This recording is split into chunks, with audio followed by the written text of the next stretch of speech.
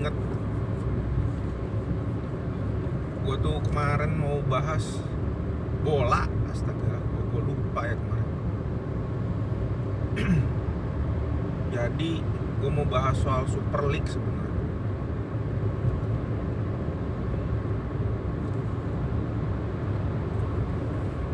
Gue ya setelah gue baca-baca dan gue nonton beberapa analisa orang gitu kan, gue setuju tuh dengan pendapatnya Coach Justin gitu.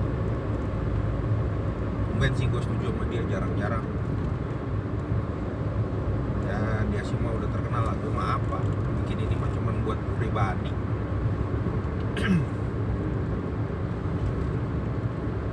Emang kalau dilihat-lihat ya, UEFA itu kapitalis banget gitu. Jadi lu kebayang dong pendapatan TV dari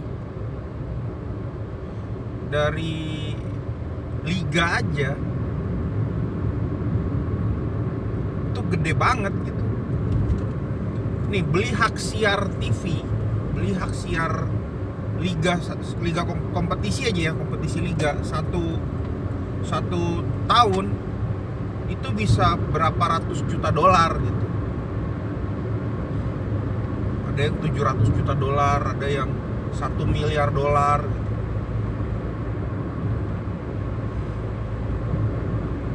Itu dia kan harus bayar ke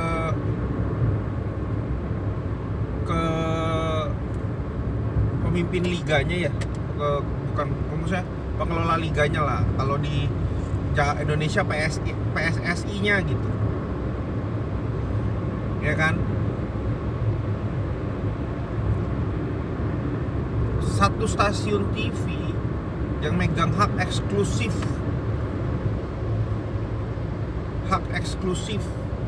dari liga itu biasanya dia bayar. Liga Inggris tuh kemarin tuh 1 miliar dolar kalau gue nggak salah. Liga Inggris itu itu 1 miliar dolar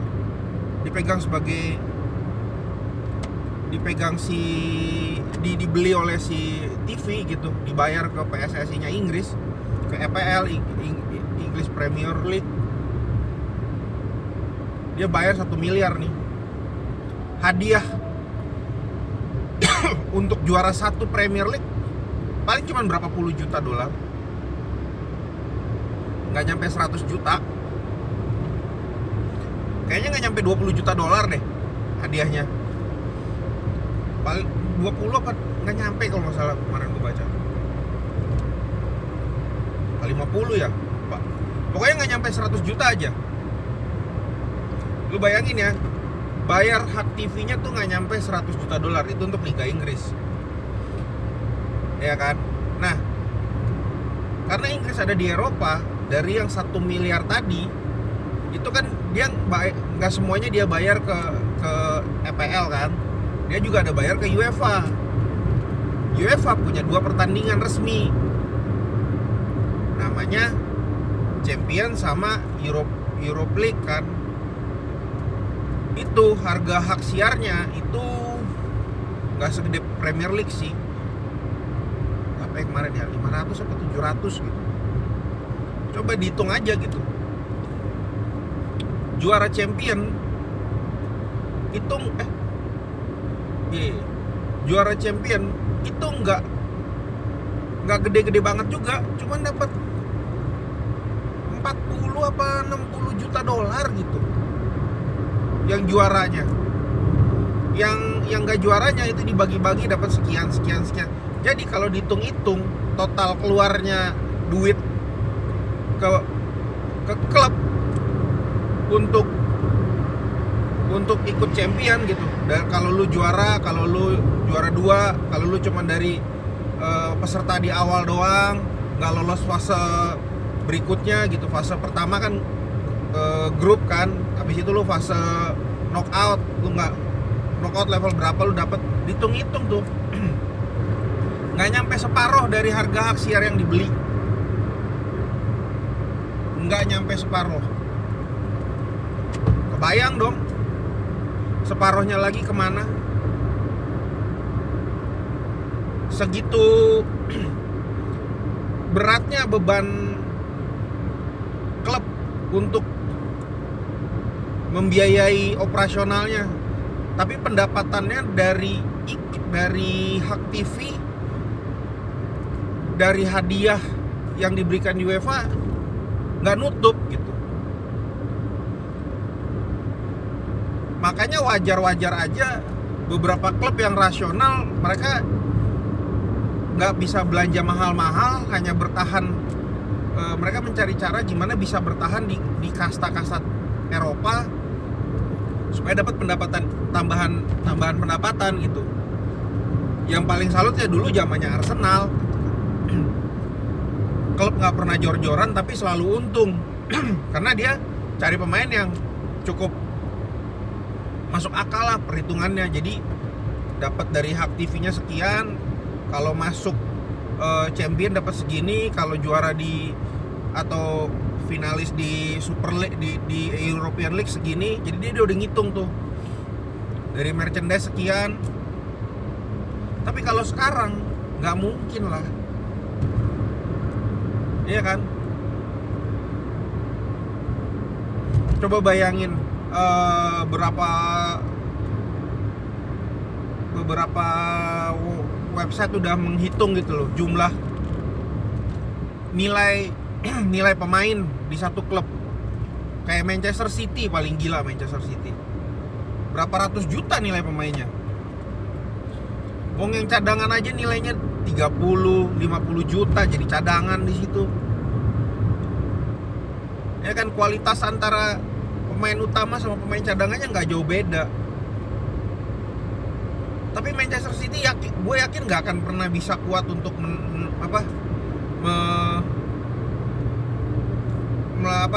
keuangannya nggak akan pernah kuat gitu. Karena pendapatan yang dia terima dari kalau dia juara gitu, kalau dia dari hak TV-nya itu nggak akan nutup lah. Wong pengeluaran nilai pemainnya dan pengeluarannya tuh udah ratusan juta loh. Artinya pemilik modal harus setor terus, ya kan? Manchester City, Liverpool, lu hitung tuh Liverpool tuh berapa, Manchester United tuh United sih sekarang agak turun ya nilainya ya, nilai jumlah pemainnya ya.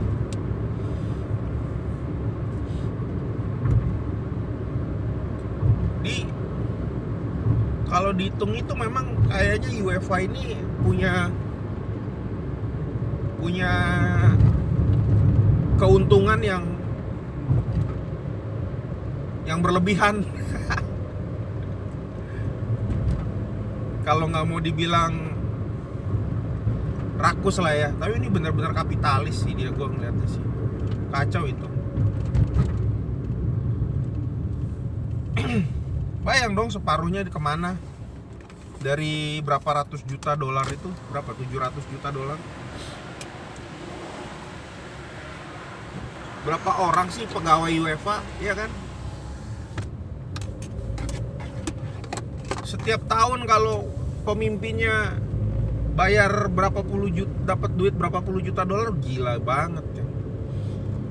FIFA pun sama. Karena UEFA pasti setor ke FIFA dari pendapatan itu kan.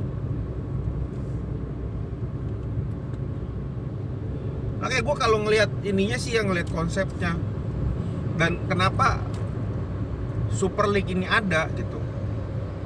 Wajar lah, mereka klub-klub ini butuh pendapatan gitu, dan untuk mendapatkan income yang besar mereka harus punya kemampuan menjual lagi yang lebih besar, dan pembagian dari hasil keuntungan itu harus lebih transparan buat mereka gitu kan, supaya mereka bisa hidup. Kebayang biaya operasionalnya Manchester City, Liverpool, Real Madrid, Barcelona, PSG. Cuman PSG nggak mau ikut Super League kan.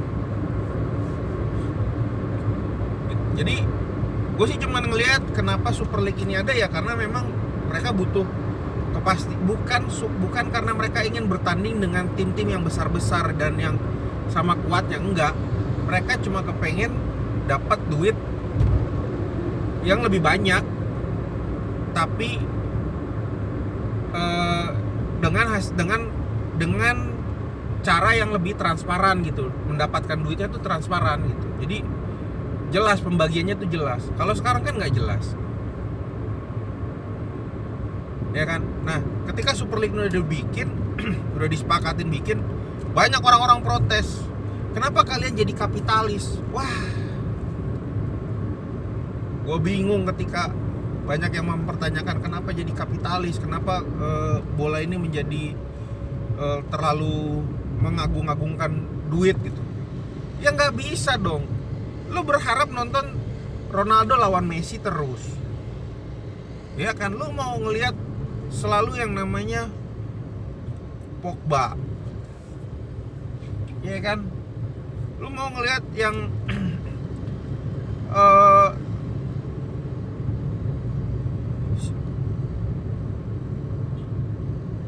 lu mau ngelihat Salah, lu mau ngelihat Lukaku terus main ketemu mereka lawan ini lawan itu yang bagus-bagus, tapi lu nggak mau tahu kalau mereka klub nggak bisa bayar mereka gitu. Ya susah lah. Sedangkan kita sendiri apa ya balik lagi sekarang nyari duit juga gitu. Kalau kita kerjaan nggak ada duitnya, malas lah kita kerjain, biasa aja lah gitu kan, ya kan? Jadi itu sebenarnya hal yang wajar menurut gua, cuma sekarang tinggal caranya aja. Nah, yang menarik begitu Liga Super ini muncul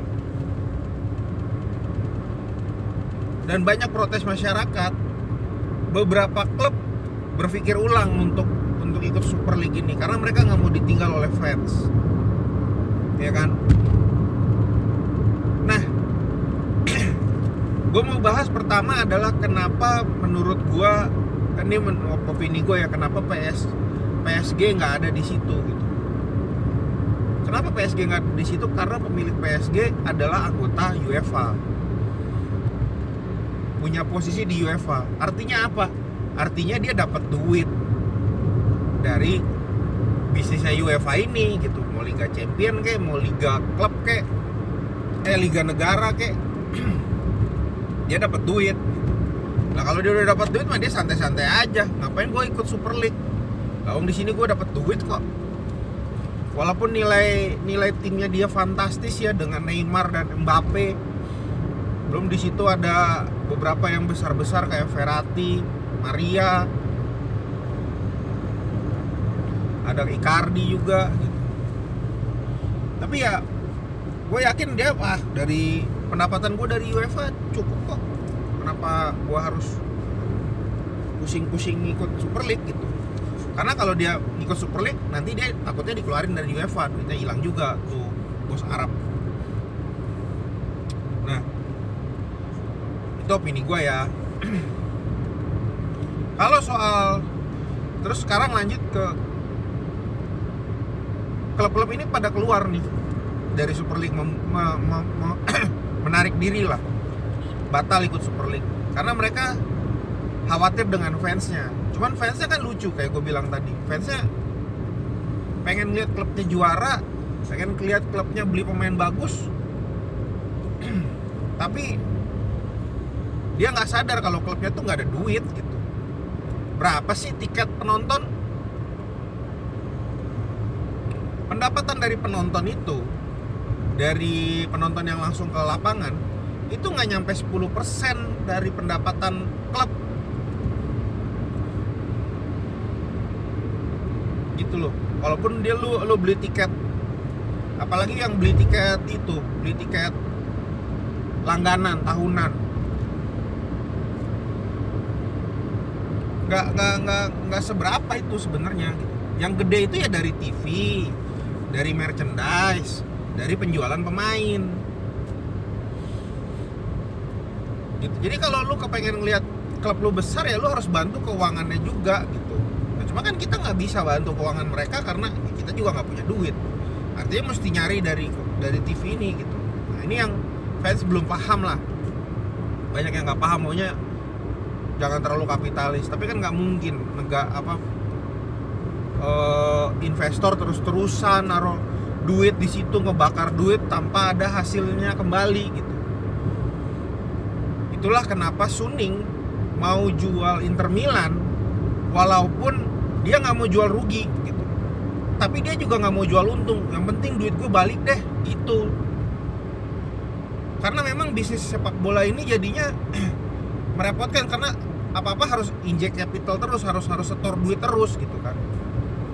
Nah, tapi karena klub takut fansnya kabur dan mereka juga khawatir ragu dengan sanksi yang diberikan oleh UEFA karena digertak begitu, UEFA bikin aturan menggertak balik dengan mengatakan akan menerbitkan aturan yang ikut Super League nggak boleh ikut liga klub, liga negara gitu, baik liga di negaranya ataupun liga di Eropa lagi.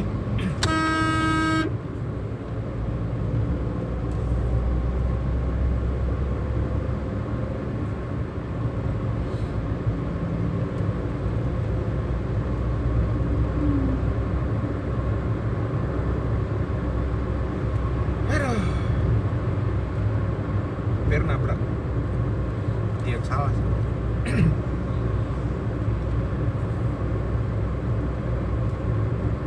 Jadi klub-klub ini pada takut lah, mundur lah mereka kan, batal. Beberapa membatalkan diri, tapi gue yakin ini cuman ancer-ancer aja supaya nanti kedepannya kalau lebih clear lagi akan terbentuk juga sih. Tapi ini opini ya berikutnya ya. Nah, UEFA langsung mengeluarkan tawaran baru lagi yang kalau juara champion atau apa dapat duitnya lebih gede lagi gitu, gede banget malah. Dia akan mengalokasikan dana sekian miliar dolar untuk liga di Eropa. Untuk kan ke tahun depan akan ada, Eropa akan bikin 3 liga lagi kan. Kalau dulu sempat 3 namanya winner, yang ketiganya sekarang mau dibikin 3 lagi gitu. Jadi ada champion, ada Europa League, ada teman yang ketiganya nggak tahu apa namanya, belum ketahuan lah. Jadi dia akan mengalokasikan dana yang lebih besar lagi untuk klub-klub juga yang juara champion, yang ikut champion tuh kalau dapat duit lebih besar lagi. Pertanyaannya simpel sih, kenapa baru keluarin sekarang? Ketika udah digertak bahwa klub-klub besar ini nggak mau ikut champion lagi dan hanya mau ikut Super League, baru mereka mengeluarkan skema hadiah sebesar ini gitu sekarang. Kan gitu kan, artinya selama ini duit itu kemana gitu ya dong. Kenapa lu baru keluarin duitnya sekarang? Padahal nggak sekarang juga, nggak tahun ini gitu, nggak tahun depan juga, mungkin ke 2000 kemarin gue baca 2023 atau 2024 itu duit akan keluar. Artinya mereka masih mau nyari duit dalam 2 tahun ke depan gitu kan. Kenapa ya? Mungkin kontraknya udah jelas sampai tahun 2000 segini, 2023 kontrak TV-nya sekian, jadi yang gue takutin 2024 dengan tawaran UEFA sebesar itu, harga hak siarnya jadi gila-gilaan. Karena mereka juga pasti nggak mau duit pribadi mereka kesedot gitu, income-nya turun gitu, persentase income-nya turun. Simpelnya ya, kalau mereka dapat dari hak siar itu kayak 30 atau 30% dari hak siar mereka dapat, ya mereka tetap mau, kalaupun mereka menjanjikan hadiah yang lebih besar, mereka nggak mau 30%-nya keambil gitu. Kita bicara persentase ya, rasio. Jadi ya ya mereka juga mau enak gitu. Nah ini yang gue sih rada pesimis ya, hal ini akan akan membuat happy para klub. Karena hitung-hitungannya jadinya mungkin dapat besar, tapi itu hanya akan aman selama 1-2 tahun doang gitu. Kedepannya akan balik lagi seperti ini, karena biaya modal untuk klubnya juga gede banget. Mungkin itu sih yang ada di kepala gue ya. Ya FIFA atau UEFA mesti bikin skema yang lebih baik lah untuk mensejahterakan diri sama-sama gitu. Nggak untung sendiri mereka. Mungkin beberapa ide yang kalau nonton diskusinya Coach Justin dengan Helmi Yahya, mungkin dengan konsep Amerika ya, ada cap gaji, ada cap harga juga gitu. Itu bisa membuat pertandingan menjadi lebih menarik, tapi income juga bagus gitu kan. Mungkin ya itu mesti dipikirkan lah. Ya kita lihat lah ke depannya bagaimana tuh European League dan Super League-nya ya.